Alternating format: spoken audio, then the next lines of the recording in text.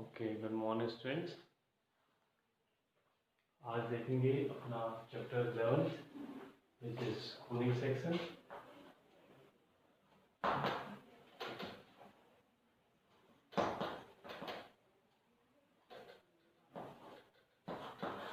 ये conic sections का मतलब है कि कोन के कुछ सेक्शन यानी कोन के पार्ट्स। तो सबसे पहले यहाँ पर कोन की बात करें, ठीक है।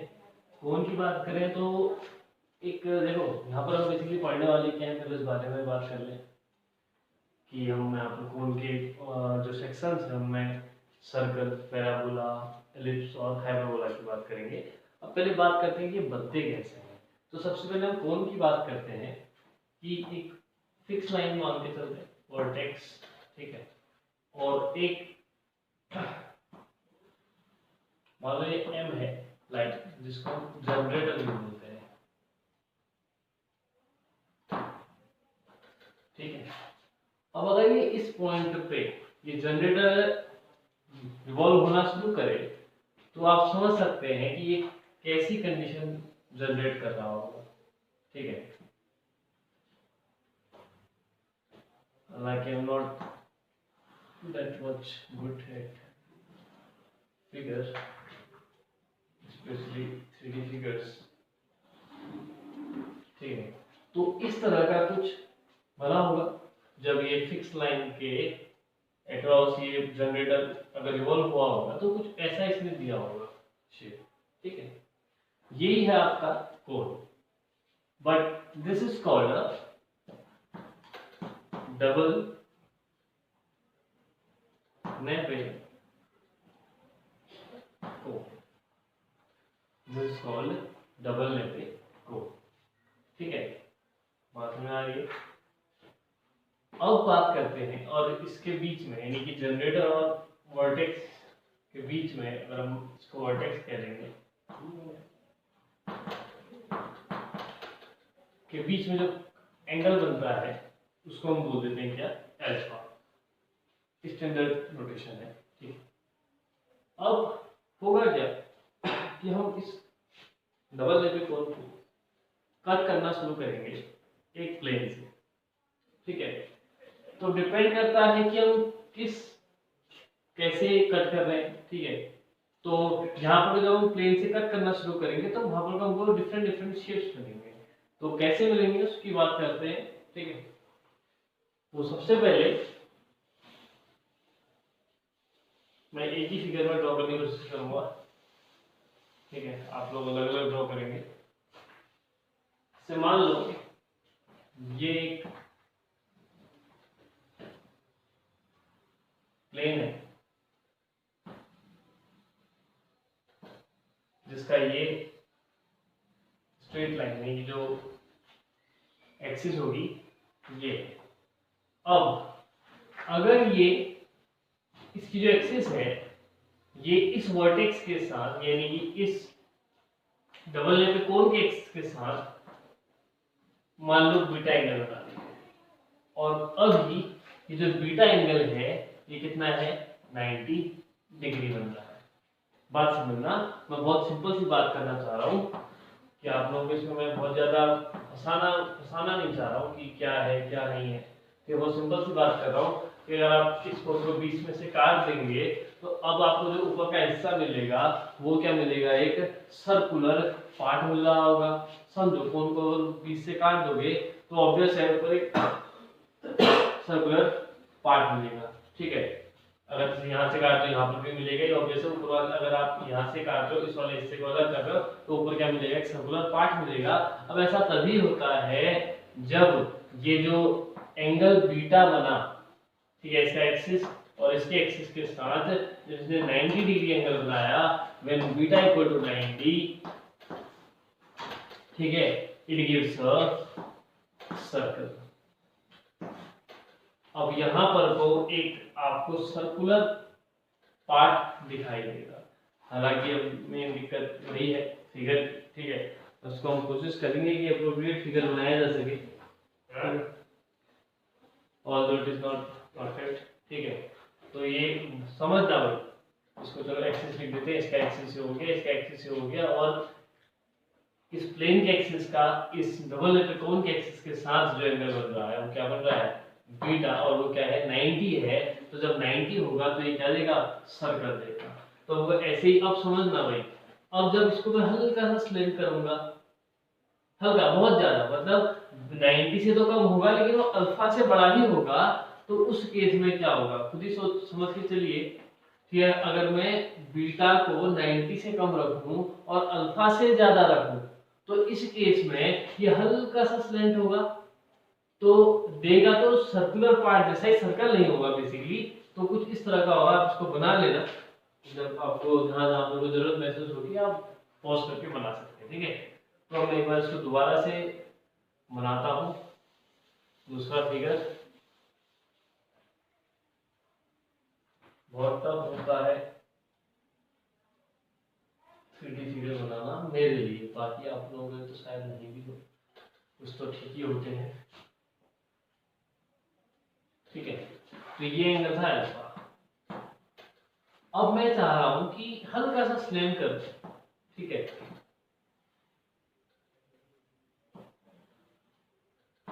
मान लो ये प्लेन है, अब देखो ये जो एंगल बना, ठीक है, इसके बीच में ये 90 से तो कम है, मान के चल रहा हूं कि बीटा जो है अल्फा से तो बड़ा ही है लेकिन 90 से कम है। तो ऐसे केस में आप कुछ ऐसा शेप मिल रहा होगा, ऑब्वियस है, जब स्ट्रेन करके काटेंगे तो आपको कुछ ऐसा शेप मिलेगा। तो ये जो शेप मिला, this is called an ellipse, ठीक है। यहां तक की बात समझ में आ गई, ठीक है। जब बीटा अल्फा से तो बड़ा था लेकिन 90 से कम था, तो ऐसे केस में हमको क्या मिला, इलिप्स मिला, ठीक है। अब बात करते हैं, पहले हमने कहा 90 पे था तो सर्कल मिला, 90 से कम हुआ लेकिन अल्फा से बड़ा था तो हमको एलिप्स मिला। अब बात करेंगे जब क्या हो जाए, अल्फा और बीटा दोनों इक्वल हो जाए, ठीक है। जब अल्फा और बीटा दोनों इक्वल हो जाए तो ऐसे केस में इसमें क्या मिला, आपको इलिप्स मिला, ठीक है। मैं लिखते हुए चल रहा हूं, जब बीटा 90 था सर्कल मिला, जब बीटा 90 से छोटा था अल्फा से बड़ा था तो आपको इलिप्स मिला। अब जब अल्फा और बीटा इक्वल हो जाएंगे तो क्या मिलेगा, ऐसे केस में आपको पैराबोला मिलेगा, ठीक है। तो इसका थोड़ा सा फिगर हम एक्यूरेट बनाने की कोशिश करते हैं।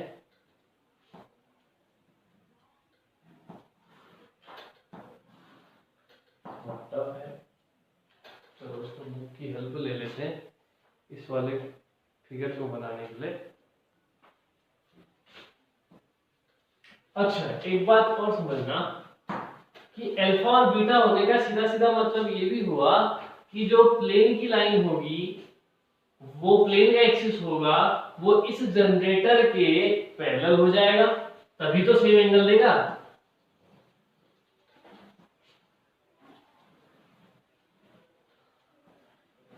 बात समझ में आई? ये दोनों लाइन जब पैरेलल होंगी तभी तो सेम एंगल दे दूंगी, ये भी क्या देगा, अल्फा देगा। तो ऐसे केस में कुछ इस तरह का शेप आपको कटता हुआ दिखाई देगा। बात समझना, प्लेन की जो साइड है, जो उसकी डायरेक्शन है वो बदलती जा रही है। पहले ये ऐसा था, फिर हल्का स्लेंट हुआ, फिर पूरा स्लेंट हो गया, अब ये इतना स्लेंट हो जाएगा नेक्स्ट बार। तो यहाँ पर जब अल्फा और बीटा इक्वल हुए तो हमको क्या मिला, पैराबोला मिला, ठीक बात। यहाँ तक की बात समझ आ गई होगी।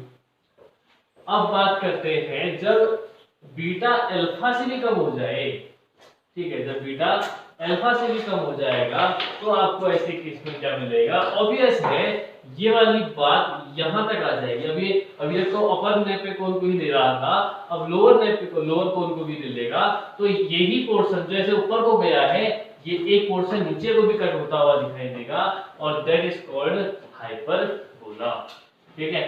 तो देखते हैं, इसको भी बनाने की कोशिश करते हैं। तो अभी क्या था, सॉरी, इसको बीटा कहते थे, when alpha equal to beta then it will give a parabola, ठीक है। अब बात करते हैं हाइपरबोला की, कब, जब बीटा अल्फा से भी कम हो जाएगा।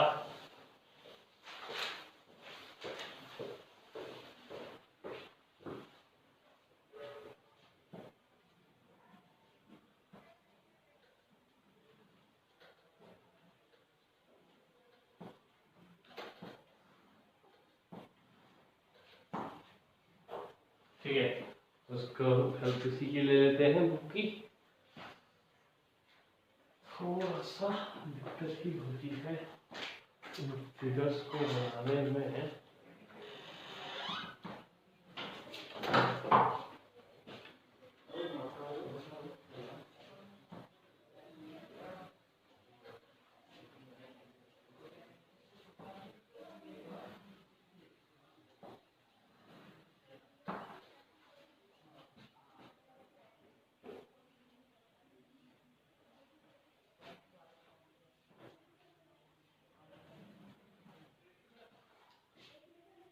अब आप देख सकते हैं कि यहाँ पर ये बनता है अल्फा, और ये जो इसके एक्सिस और इसके एक्सिस के बीच में बन रहा है ये बीटा, ये अल्फा से भी अभी क्या है कम। हम साफ साफ इस बात को फील कर पा रहे हैं कि जो अल्फा है, या फिर अल्फा बड़ा है बीटा से कह दूं, या फिर बीटा छोटा है अल्फा से कह दूं, तो ऐसे केस में क्या होगा, आपको कुछ दो हिस्से करते हुए दिखाई दे रहे होंगे, कुछ इस तरह के। ठीक है, जब तक आप इसको फील नहीं करोगे तो आपको ये बातें ज्यादा अच्छे से समझ में नहीं आएंगी।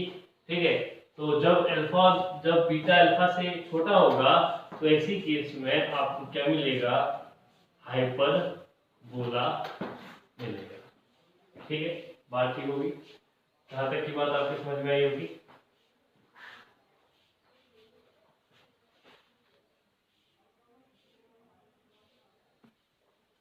अब बारी बारी से बात करते हैं।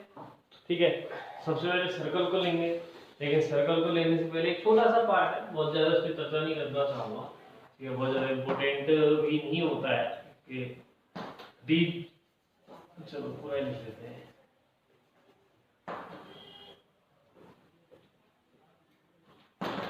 Degenerated conic sections, degenerated conic sections कोई बहुत ज्यादा इम्पोर्टेंट यहाँ पर को रहता नहीं है। ये कहता है कि अंतर का प्लेन जो कट कर रहा था वो आपका वर्टेक्स से तो कट नहीं कर रहा था ना, मतलब इस बात से तो कट नहीं कर रहा था, सब ऊपर ऊपर से ही ले गया है, यही से देख रहा था। लेकिन अब ये कहता है कि अगर आप वर्टेक्स से कट करना चाहो हर बार तो आपको क्या क्या मिलेगा, तो इसका मैं बहुत ज्यादा यहाँ पर को एक्सप्लेन नहीं करूंगा। ठीक है, बहुत ज्यादा खास नहीं। आप यहाँ पर को अगर पेज नंबर 238 में 11.2.2 डीजनरेटेड कोनिक सेक्शंस को अगर आप पढ़ते भी हैं तो आपको वैसे ही समझ में आ जाएगा कि बहुत ज्यादा खास बात है नहीं। अगर आप जैसे एक पहली बात तो बता दूं, छोटी सी बात, कि अगर आप ऐसे बीच से कट करते हो तो यहाँ पर क्या मिलता है, एक छोटा सा पॉइंट मिलता है। ठीक है, तो ऐसे ही करके फिर जब 90 डिग्री था, फिर 90 के इक्वल लेकिन उससे छोटा भी हो सकता है, और बीटा अल्फा से बड़ा होगा तो आपको तब भी एक पॉइंट मिलेगा। तो आपको तीनों लाइंस को पढ़ना, आपको बातें समझ में आ ही जाएगी, उम्मीद करता हूँ। अब बात करते हैं इसमें main part, first part, circle. Circle क्या है भाई?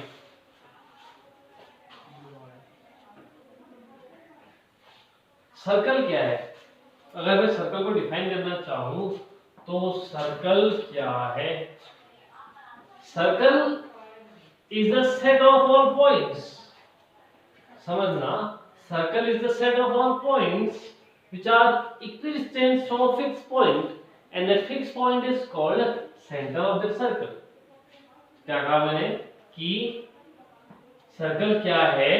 कुछ पॉइंट्स का एक ग्रुप है या सेट है कहूं, जिनकी एक फिक्स पॉइंट से डिस्टेंस हमेशा कांस्टेंट रहती है, और वो फिक्स पॉइंट क्या कहलाता है? सेंटर कहलाता है, और वो फिक्स डिस्टेंस क्या कहलाती है? रेडियस कहलाती है। और यहाँ पर ऑब्वियस है सेंटर के कुछ कोऑर्डिनेट्स होंगे।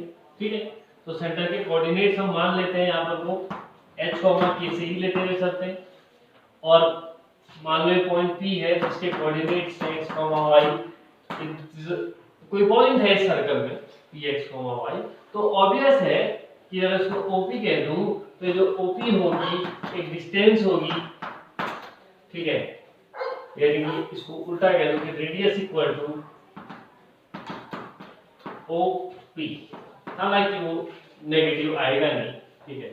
तो क्या बनेगा, x माइनस एच का whole square plus y minus k का whole square is equal to r, obvious है, रेडियस होगी, स्क्वायर इन बोथ साइड करते हो तो x माइनस एच का whole square plus y minus k whole square is equal to r square.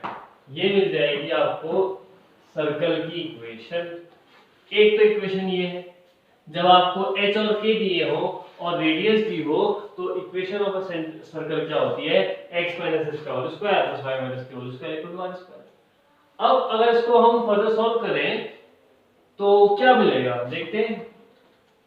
X square plus h square minus 2hx plus y square plus k square minus 2ky is equal to r square. अब हमारे इस equation के हिसाब से, यानी कि इसी equation के हिसाब से अभी भी कोऑर्डिनेट, सेंटर के कोऑर्डिनेट्स क्या है, h, k है, ठीक है।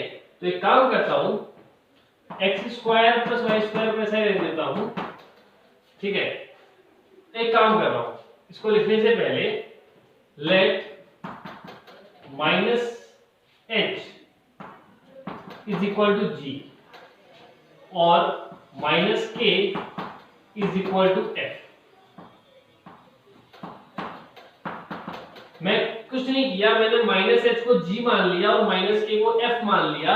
अब माइनस एच को अगर जी माना है तो मैं यहां पे कह दूंगा 2gx प्लस 2fy प्लस, इन सब को साथ लिख दे रहा हूं, कौन कौन सा, H square plus k square minus are square ले रहा हूं इज इक्वल टू 0, ठीक। तो मैं यहां से इस पूरे को एक कांस्टेंट टर्म लेके चलूं तो ये मेरे पास मिलता है x square plus y square plus 2gx plus 2fy plus c is equal to 0। अब समझो, माइनस एच को जी माना, माइनस के को एफ माना, तो मेरे सेंटर के कोऑर्डिनेट्स क्या हो गए, फिर अब ये हो गए माइनस जी कॉमा माइनस एफ। ये तो हो जाएंगे क्योंकि एच और के होने चाहिए थे, लेकिन इसके हिसाब से क्या हो जाएंगे, माइनस जी कॉमा माइनस एफ। और इसको दूसरे शब्दों में मैं ये भी कह दूं कि जो सेंटर के कोऑर्डिनेट्स होंगे minus coefficient of x upon 2, coefficient of x upon 2, ऐसा होगा कि नहीं, आप समझ पा रहे होंगे ये बात को, कोफिशिएंट ऑफ y अपॉन 2। यहां से करके तो बात वही रहेगी, आप तो करोगे क्योंकि ऐसे फॉर्म पे तो नहीं मिली होगी तो सीधे सीधे जैसे x square plus y square plus 16x कह दे रहा होगा। और आप जानते हो 16 में आपके पास अगर 2gx में ब्रेक करना चाह रहे हो तो 2 into 8 into x हो रहा होगा, तो इस केस में g क्या बना, 8 बना, तो सीधे भी तो कर सकते थे 16 का आप, तो वही हमने कर दिया कि सेंटर के कोऑर्डिनेट्स क्या होंगे, minus coefficient of x upon 2 minus coefficient of y upon 2। अब क्वेश्चन आता है कि रेडियस क्या है, तो रेडियस के लिए हमने इस बात को क्या माना था, c माना था, h square plus k square minus r square is equal to c। तो इस हिसाब से मैं कह सकता हूं कि r square equal to h square plus k square minus c, तो r equal to root h square plus k square minus c। तो ये बात आपकी क्या बनेगी, रेडियस कि जो भी आपको कांस्टेंट दिया होगा, ठीक है, इसको दोबारा लिख दो यहाँ पे, r इक्वल टू बनेगा root h square plus k square minus c। तो जो भी h आएगा, जो भी k आएगा, जो भी c होगा, वहां से रेडियस आपकी आ जाएगी। ठीक हो गया, यहां तक की बात समझ में आ गई होगी। तो ये है आपका फर्स्ट एक्सरसाइज के लिए पूरी बातें। इसकी हेल्प से आप अपनी फर्स्ट एक्सरसाइज बना लेंगे, कुछ क्वेश्चन हम यहाँ पर करेंगे, ठीक है, नेक्स्ट वीडियो में। तो उम्मीद करता हूँ आपको ये सब बातें समझ में आई होंगी, नहीं आई हैं तो आप पूछ सकते हैं, ठीक है, बता सकते हैं।